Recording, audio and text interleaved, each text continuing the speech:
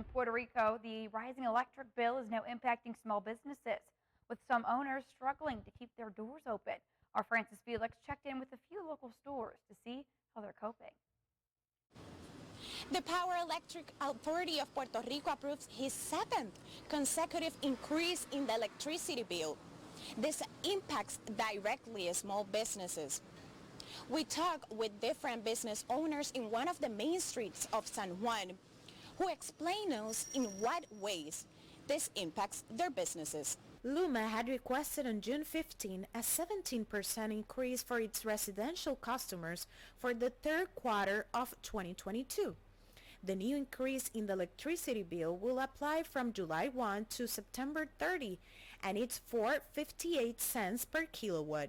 The agency indicated that the factors for the quarterly adjustment were the purchase of fuel, the purchase of energy, and the fuel subsidy.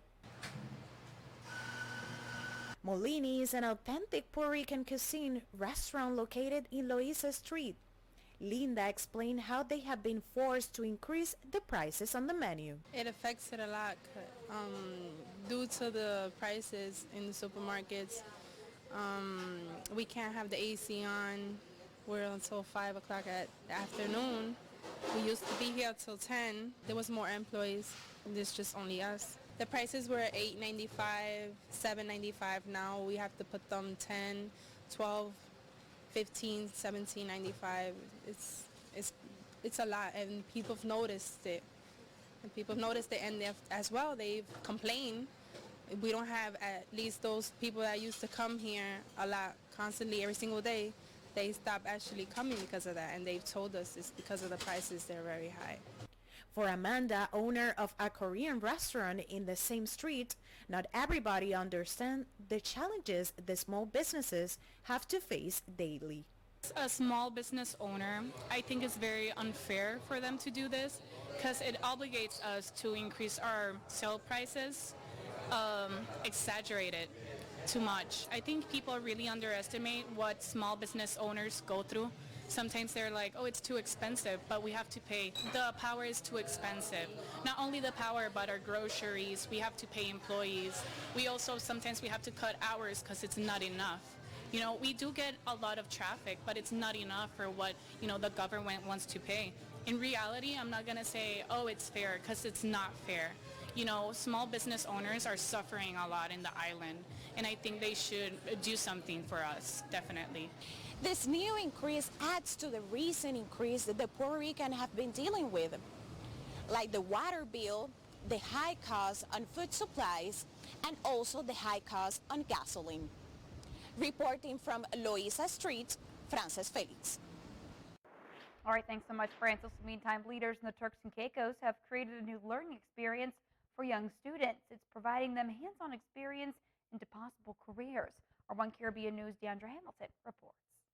The Turks and Caicos Islands government has launched national internship and apprenticeship programs for its tertiary students and graduates. The program was launched recently, and it provides islanders with an incentivized learning opportunity to gain work experience, helping them to become globally competitive and economically independent.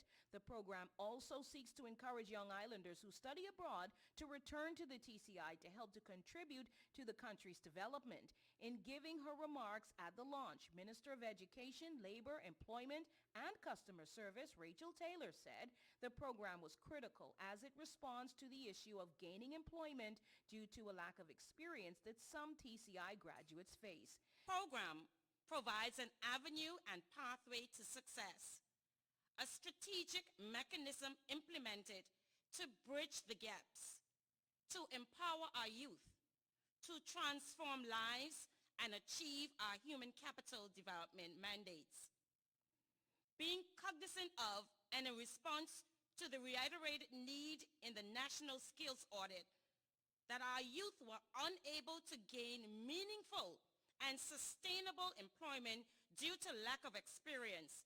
Minister Taylor also called on the companies participating to help in developing the 5 fundamental soft skills that she said are lacking in the workforce. Skills, those soft skills that we want to see you develop in our young people.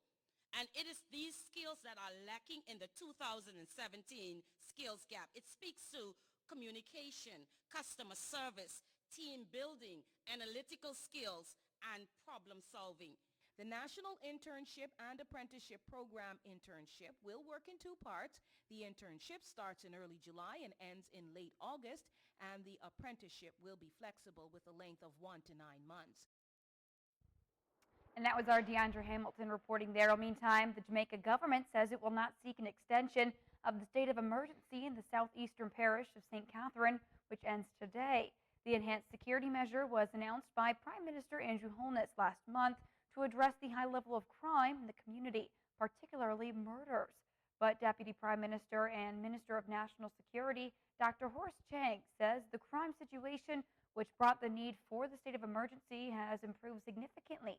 But even as the measure ends, he assured that the security forces will continue to maintain a presence in the parish. On the advice of the heads of the security forces, we are satisfied that the declaration of a state of emergency has allowed the security forces to bring the area under some level of control.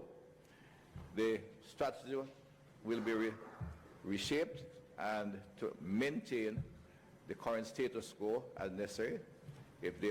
However, if there's any further change in the situation, we'll advise nations what further steps can be taken if it needs to return to a state of public emergency. But at this point, we'll not ask for an extension. We'll allow the current 14 days to expire, and the security forces have pledged to use whatever current tools they have, and to make strategic deployment to maintain the status quo. The situation has improved significantly. In fact, of the 10 days preceding the declaration, there were 15 murders in St. Catherine. There were 4 since the declaration, and in fact, in the last few days, absolutely none. Meantime, Minister Chang said the government had taken note of recent court ruling in favor of a taxi operator who had claimed that his constitutional rights and freedoms were breached when he was detained during a state of emergency in 2018. The court ruled that while the aim of the state of emergency and by extension the emergency power regulations were to prevent and curtail the increased crime rate in the parish, some of the regulations were cast too widely and therefore not reasonably justified for the aim.